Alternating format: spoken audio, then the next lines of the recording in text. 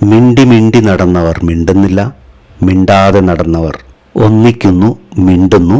Big ബോസിന് ശേഷം നൂറയും അനുമോളും നേർക്കുനേർ.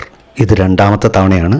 അക്ബറും അനുമോളും നെവിനുമെല്ലാം ഇപ്പോൾ ചങ്സാണ്, ബെസ്റ്റ് ഫ്രണ്ട്സാണ്. അനീഷും ഷാനവാസും ബിഗ് ബോസ് ഹൗസിനുള്ളിൽ എങ്ങനെയാണോ അതുപോലെ തന്നെ പുറത്തും അവർ ബെസ്റ്റ് ഫ്രണ്ട്സായിട്ട് തുടർന്നുകൊണ്ടേയിരിക്കുന്നു. അതിന് യാതൊരു മാറ്റവും.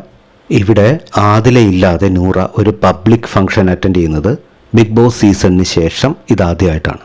ആദിലയ്ക്ക് ഇവിടെ ക്ഷണമില്ല. എന്തുകൊണ്ടാണെന്ന് ഞാൻ പറഞ്ഞുതരാം. ഇവിടെ അനുമോളുണ്ട്, അനീഷുണ്ട്, ഷാനവാസുണ്ട്, നെവിനുണ്ട്, അക്ബറുണ്ട്, പിന്നെ നൂറയുമുണ്ട്.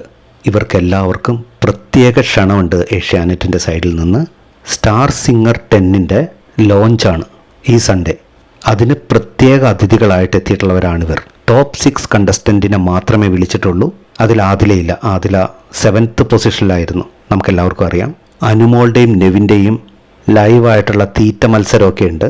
ഒരു വലിയ ക്രീം കേക്ക് എങ്ങനെയാണ് കഴിച്ചു തീർക്കേണ്ടത്, ഇതിനിടയിൽ ഒരു കുപ്പി വെള്ളവുമായിട്ട് അനുമോളെ സഹായിക്കുന്ന മിഥുനെയൊക്കെ നമുക്ക് കാണാം.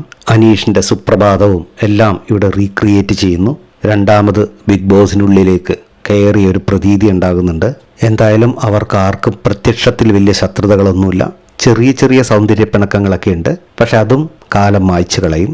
എന്തായാലും എല്ലാവർക്കും ഒരുപാട് വേദികൾ കിട്ടട്ടെ, അവസരങ്ങൾ ഉണ്ടാകട്ടെ, ആഗ്രഹങ്ങൾക്കനുസരിച്ച് ജീവിക്കാൻ സാധിക്കട്ടെ, എല്ലാവരും ഹാപ്പി ആയിട്ടിരിക്കട്ടെ എന്ന് ആശംസിക്കുന്നു. പുതിയൊരു വീഡിയോ ആയിട്ട് നമുക്ക് വീണ്ടും കാണാം. Bye bye, take care.